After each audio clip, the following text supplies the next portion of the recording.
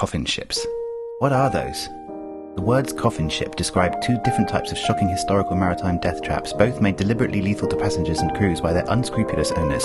The first kind of coffin ship appeared during the Great Famine in Ireland. Caused initially by a potato blight, the famine was exacerbated by the British government's so-called laissez-faire economic policy of withdrawing food aid from the starving, of whom more than 2 million fled the country as refugees, while at the same time the Highland Clearances were in effect, during which around 150,000 people were cleared from their ancestral land in the Scottish Highlands and Islands by landlords. In the absence of any effective regulation to protect emigrants until 1867, ship owners would crowd as many people as they could into disease-ridden ships with nowhere near enough food or water to sustain them. Mortality rates aboard the ships of up to 30% were common, and it was said that sharks could be seen following them due to the number of bodies that would be thrown overboard. The other kind of coffin ship had to do with insurance. And death. Mainly death. Modern insurance schemes themselves originated with shipping, Lloyd's Coffee House in London being a meeting place for mariners to obtain insurance and share news.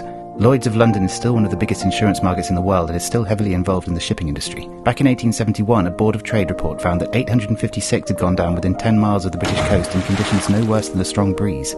Many of these were overloaded to the point that they were so low down in the water that they would sink incredibly easily. Ship owners of the time were happy to take the risk because when increased profit is associated with increased risk, but the risk is not being taken by the ones who get the profit, risk-taking tends to increase. Ship owners weren't interested in reducing the risk of death for their crews, but they did work out that they could reduce the risk to their profits by heavily insuring their overloaded ships so as to receive a fat payout if the ship sank. Not only that, but many would take damaged ships, rename and repaint them, insure them to the hilt and send them out to sea in the full knowledge that they would sink. Sailors who had signed up to crew such ships and who refused to board after realising they were not seaworthy would be jailed for 3 months. MP Samuel Plimsoll campaigned for years for legislation to prevent overloading and to end the murderous insurance scams, but was repeatedly blocked by ship-owning politicians and lobbyists, while 500 sailors died unnecessarily aboard these coffin ships every year. Plimsoll's load line was finally fixed at a safe level in 1894 and is still in use today. It is also thought to have inspired the design of the perhaps better-known London Underground symbol, having become an emblem of safety and integrity in its role in the ending of the coffin ships.